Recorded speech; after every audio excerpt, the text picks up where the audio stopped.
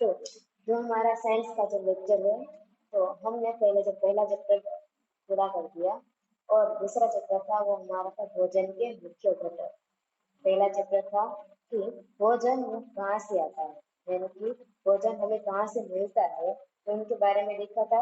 और दूसरा जो चैप्टर है तो भोजन, तो भोजन के मुख्य घटक यानी कि जो हम भोजन लेते हैं उनमें से हमें कौन कौन से घटक यानी पोषक घटक प्राप्त होते हैं, तो इनके बारे में पढ़ा था। तो पहले हम दूसरे चैप्टर के बारे में थोड़ा सा पढ़ लेते हैं।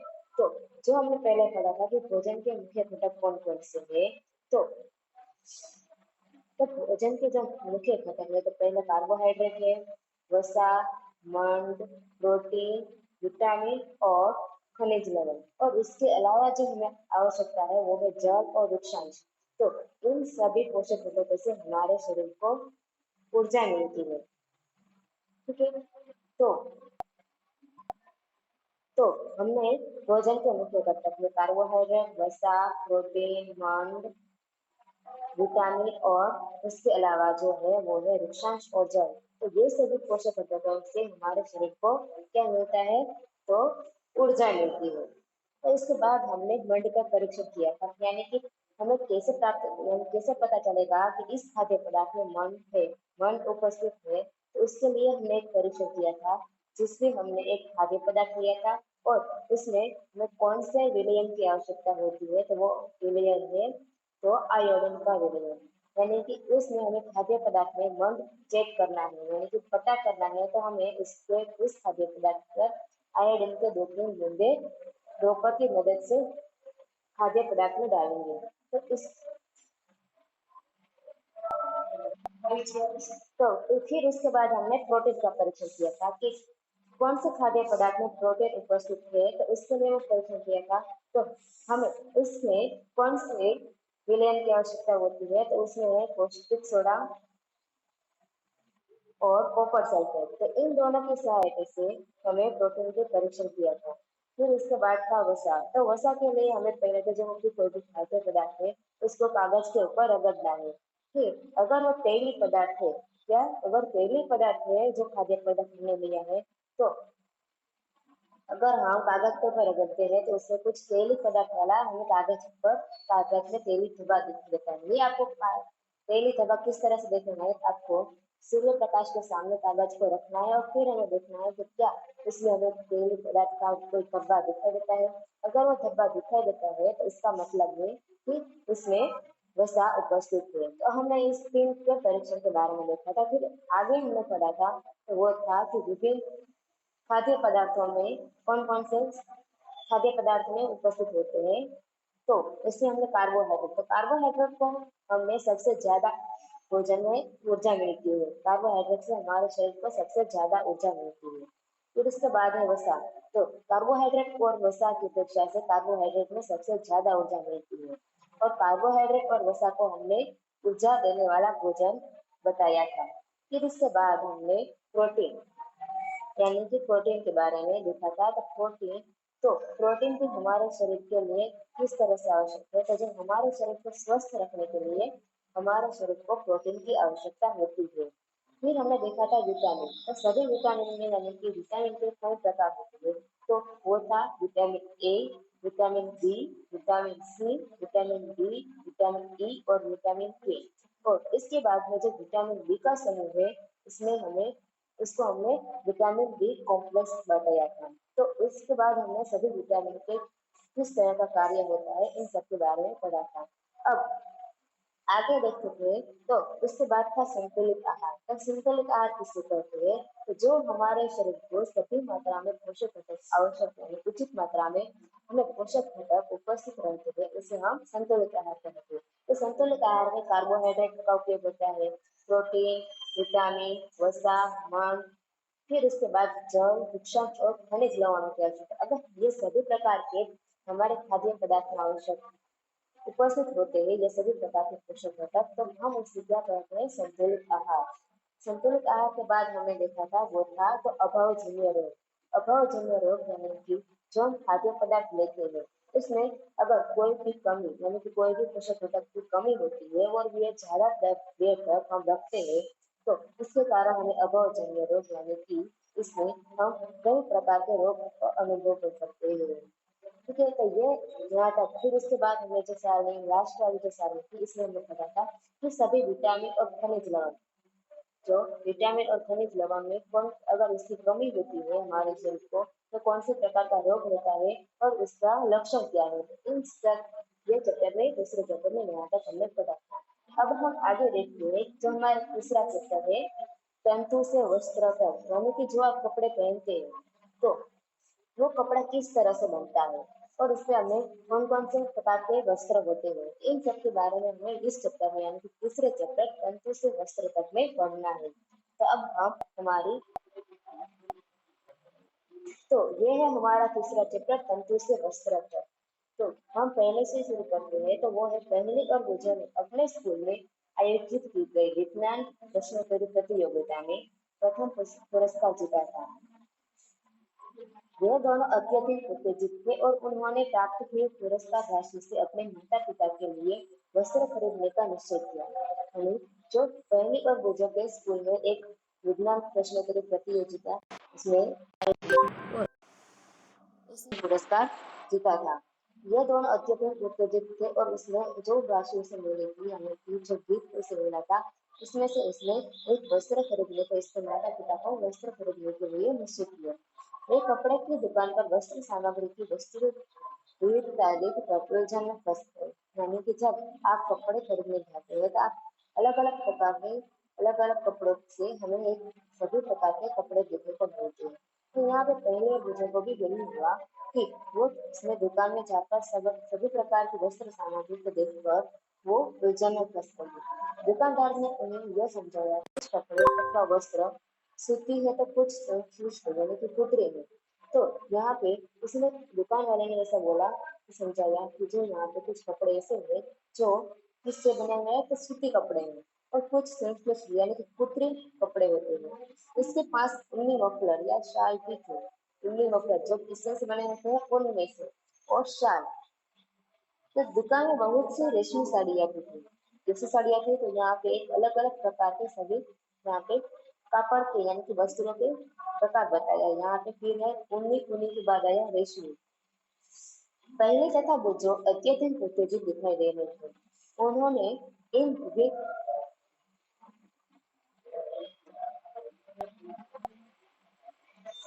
पहले तथा बोझो अत्यधिक उत्तेजित दिखाई दे रहे थे। तब उस दुकानदार ने पहले तो ऊनी मफलर मफलर यानी कि जो ऊन से बना है तथा शाल भी उसमें दिखाई थी। फिर दुकान में बहुत सी रेशमी साड़ियाँ थी। तो इससे देखते ही जो पहली और बुझो है वो अत्यंत उत्तेजित हो जाते हैं और उन्होंने इन विभिन्न कपड़ों को स्पर्श किया और उनके बारे में जानकारी प्राप्त की। अंत में उन्होंने एक ऊनी मफलर तथा एक सूती साड़ी खरीदी थी। यानी कि उसने जब दुकानदार ने बताया कुछ ऊनी मफलर और शाल, इसके बाद रेशमी साड़ियाँ सब उसने दिखाई। तो ये सभी जो विभिन्न कपड़ा है तो उसको स्पर्श किया और उनके बारे में जानकारी प्राप्त की थी और उसने अंत में एक ऊनी मफलर और एक सूती साड़ी खरीदी। कपड़े की दुकान का भ्रमण करने के पश्चात पहली और बुजुर्ग ने अपने आसपास में विभिन्न प्रकार के वस्त्रों को ध्यान से देखना आरंभ कर दिया। यानी कि कपड़े की जो दुकान थी, यानी कि एक कपड़े की दुकान के बाद दूसरी दुकान आती है, तो इसी तरह से उसने सभी दुकानों के भ्रमण करने के बाद उसने अपने आसपास में जो विभिन्न प्रकार के जो वस्त्र होते हैं उसको ध्यान से देखना आरंभ कर दिया था। यह देखो कि बेडशीट यानी कि बिस्तर पर बिछाने का चादर, कंबल, पर्दे, मेजपोश, तौलिए और चादर यानी कि बिस्तर आदि, ये सभी विभिन्न भिन्न प्रकार के कपड़ों में से बने होते हैं। यहाँ तक कि उनके अपने बस्ते तथा बोरे भी किसी प्रकार के वस्त्र से बने होते थे। आप देखते हैं कि जब आप दुकान में कोई भी वस्तु खरीदने जाते हैं तो सभी जो वस्तुएं होती है उसका कापड़ जो होता है वस्त्र होता है वो अलग अलग प्रकार का होता है। तो यहाँ पे वस्त्र में विविधता, तो वस्त्र में किस प्रकार से विविधता हमें दिखाई देती है, तो यहाँ पे क्रियाकलाप वन लिखो। तो अपने पास के किसी दर्जी की दुकान का भ्रमण कीजिए। सिलाई के बाद जो कपड़े जो बचते हैं उसका एक कतरा एक यानी कि एक टुकड़ा हमें एकत्र करना है।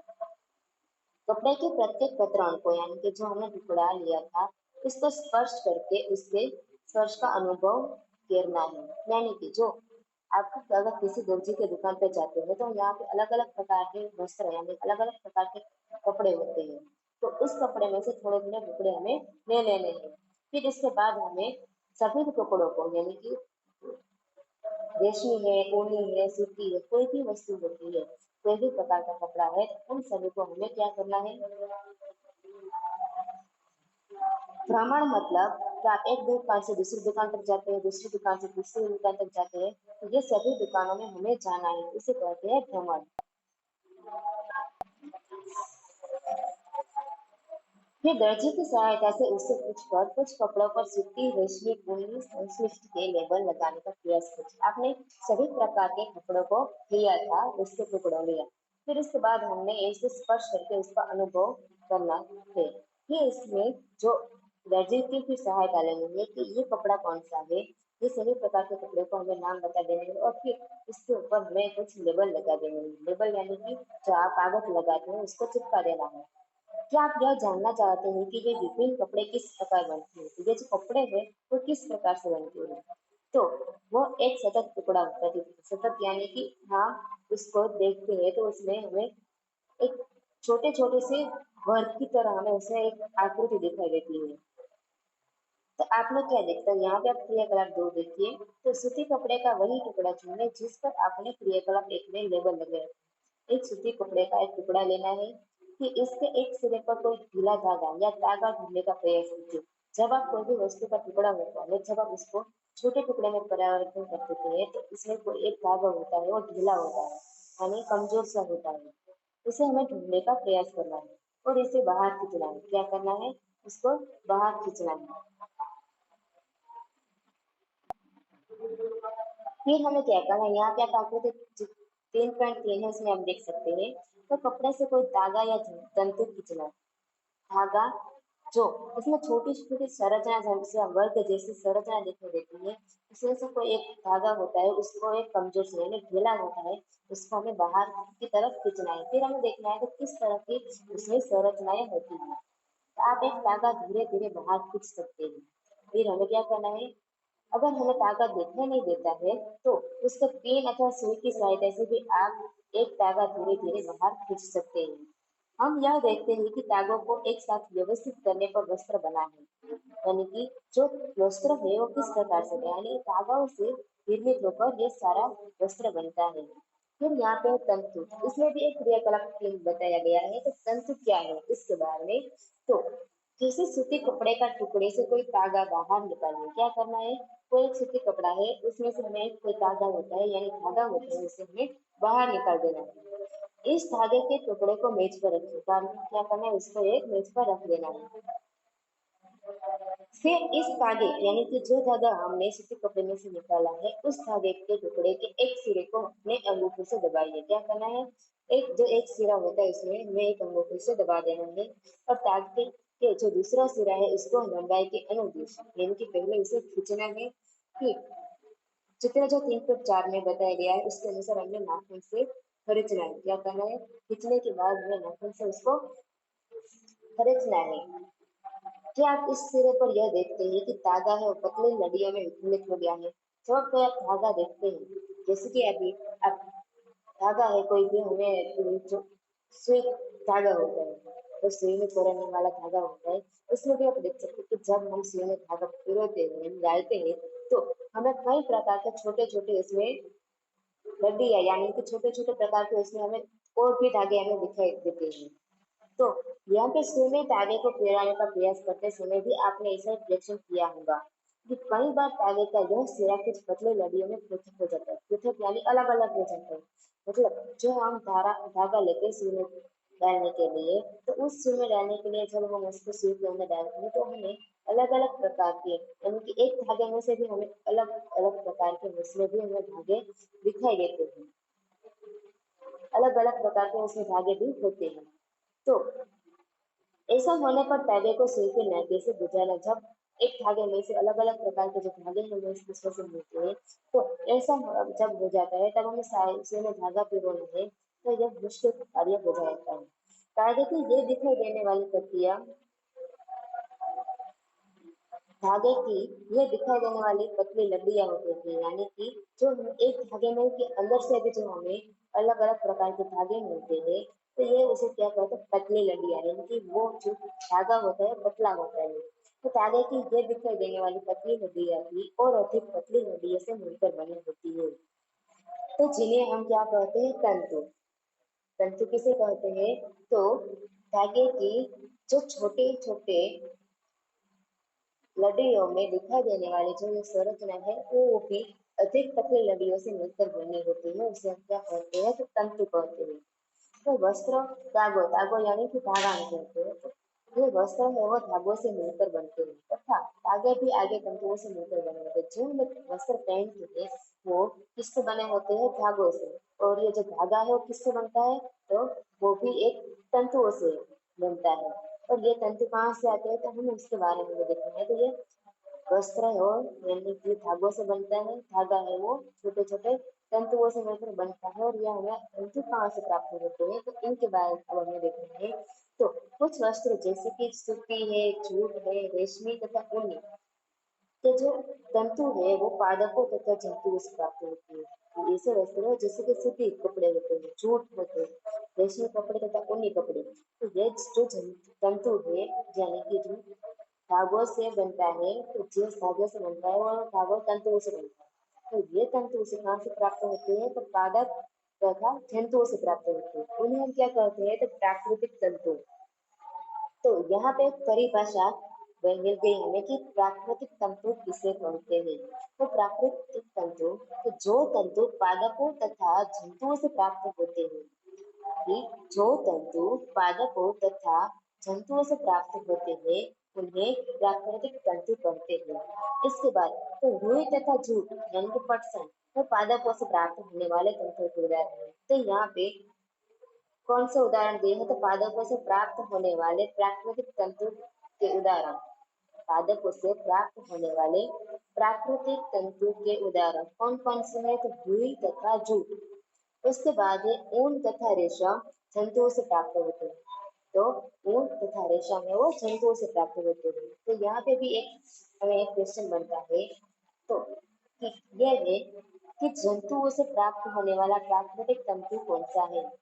जंतुओं से प्राप्त होने वाला प्राकृतिक तंतु कौन सा है, तो वो है ऊन तथा रेशम। इसके बाद है ऊन भेड़ अथवा बकरी की कर्तव्य यानी कि ऊन से प्राप्त होता है। ऊन कहाँ से प्राप्त होता है, जो भेड़ या फिर बकरी है, जो उसके ऊपर हमें एक रुई जैसी संरचना दिखाई देती है, यानी कि करते किससे कहते, तो ये सभी उनमें से, यानी कि आप देखते हैं बकरी है और भेड़ है, उनके ऊपर के शरीर ऊपर एक बालों जैसा संरचना दिखाई देती है, बाल जैसी संरचना दिखाई देती है, उसे हम क्या कहते हैं, वो है ऊन। इस खरगोश याक तथा ऊंटों के बालों से भी प्राप्त किया जाता है। तो यानी कि ऊंट को हमें खरगोश याक तथा जो ऊंट के जो बाल होते हैं वो उसमें से भी प्राप्त करते हैं। फिर है तो रेशमी तंतु रेशम कीट के कोकून से खींचा जाता है। जो रेशमी तंतु है वो किसमें से खींचा जाता है, तो जो रेशम कीट के जो कोकून होते हैं उसमें से खींचा जाता है।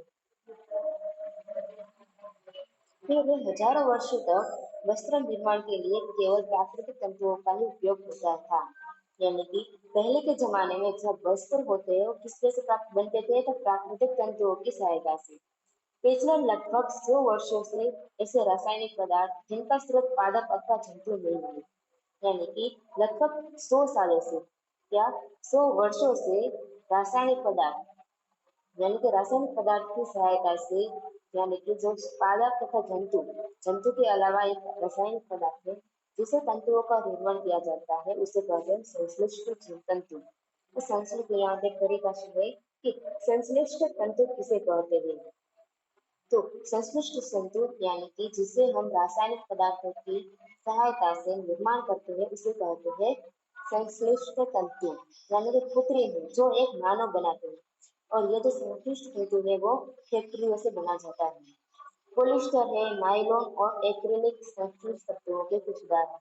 तो यहाँ पे संश्लिष्ट तंतु कौन कौन से है, कौन कौन से प्रकार के इसमें वस्त्र बनते हैं, तो इसमें यहाँ पे कुछ उदाहरण है। तो पॉलिस्टर, नायलॉन और एक्रिलिक, और ये सभी है जो तीन प्रकार वो है संश्लेषण तंतुओं के उदाहरण। इसके आगे हम देखते हैं तो कुछ पादप तंतु। तो यहाँ पे पादप तंतु यानी कि कौन कौन से पादप तंतु है। तो पहला तो है रुई, तो हमें ये पादप में से मिलता है। तो रुई किस प्रकार से होता है तो इसके बारे में हमें देखना है। तो क्या आपने कभी तेल के लेपों की बत्तियां बनाई है।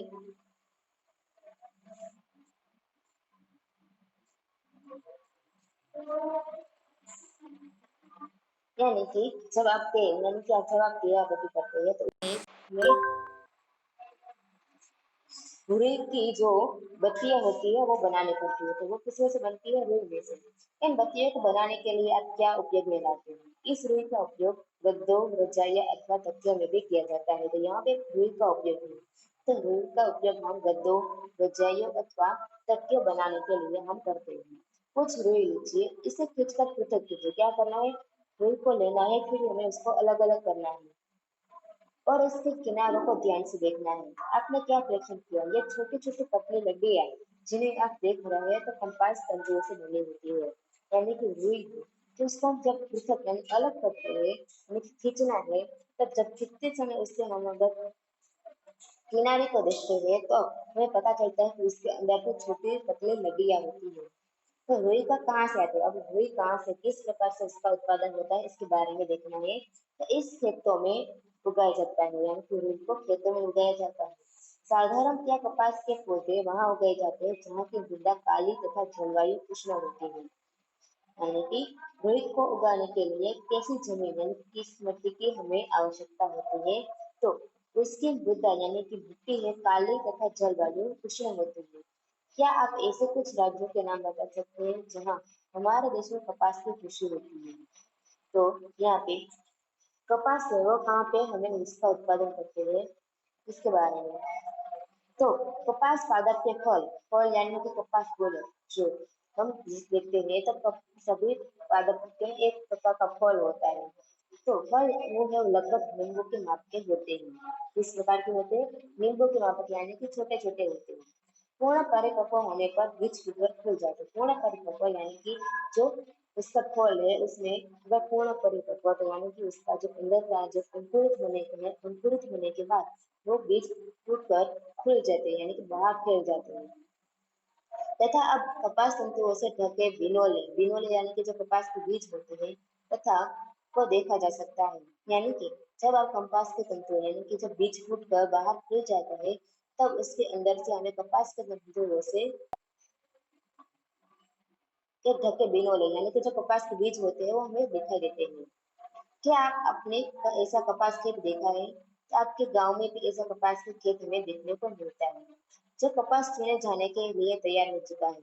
जब कपास का जो बीज हमें अगर दिखाई देता है तो उसका मतलब है कि यह कपास हमें चुने जाने के लिए अब तैयार हो चुका है।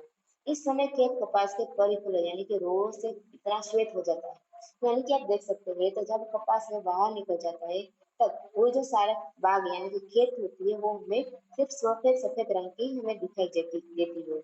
साधारणतः इन कपास वाल बोलों से कपास को हस्तचयन द्वारा प्राप्त किया जाता है। जब हमें कपास के बीजों में से जो ऐसे कपास यानी कपास के बीज हमें दिखाई देते हैं तब हमें उनमें से उस कपास को हमें बाहर निकालना है। उस जो बाहर निकालते हैं उसे हम हस्तचयन के हाथों की सहायता से हम उसको बाहर निकालते हैं। इसके पश्चात कपास के बीजों को पंखपतन द्वारा पृथक किया जाता है। यानी कि जो हमें कपास मिला है इन चक्कों में से हमें उसे अलग अलग करना है। उसको पृथक करने को पंखपतन द्वारा यानी कि जो यहाँ पे आप देख सकते हैं तो इसमें एक प्रक्रिया है, यानी कि एक लकड़ी की सहायता से और उसमें अंदर छोटे छोटे सुई आकार के ऐसे होते हैं तो उसकी सहायता से हमें कपास को अलग अलग करना है। इस प्रक्रिया का हम क्या कहते हैं, कपास को ओढ़ना। तो पारंपरिक ढंग से कपास हाथों से ओढ़ी जाती थी। पहले के जमाने में इस प्रकार का साधन नहीं था तब किस प्रकार से कपास को ओढ़ते थे तो हाथों की सहायता से ओढ़ते थे। तो आजकल कपास ओढ़ने के लिए मशीनों का उपयोग भी किया जाता है। तो आजकल कपास को ओढ़ने के लिए यानी कि जो सामने रुई है उसको अलग अलग कर देना है। तब यानी कि कपास का जब छोटी रुई होती है उसको खींचते हैं तो जिस प्रकार का बनता है तो उसे कहते हैं कपास को ओढ़ना। तो ये सब पहले हाथों की सहायता से होता है और अब हमें उसका मशीन के उपयोग हम करते थे। तो यहाँ तक हम रखते हैं रुई का, ठीक है। तो फिर आज का जो आपका होमवर्क वो इस तरह का है। तो पहले थे तंतु, यानी कि जहाँ तक हमने पढ़ा हुआ है वहां तक ही उसके प्रश्न होंगे। तो तंतु किसे कहते हैं, फिर प्राकृतिक तंतु किसे कहते हैं, और उसके दो उदाहरण लेने हैं। फिर पादपों से प्राप्त होने वाला जो तंतु है उसके उदाहरण लिखने हैं।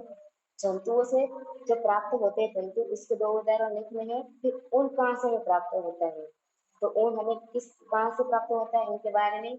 रेशमी तंतु को किस तरह से बनाया जाता है उसका।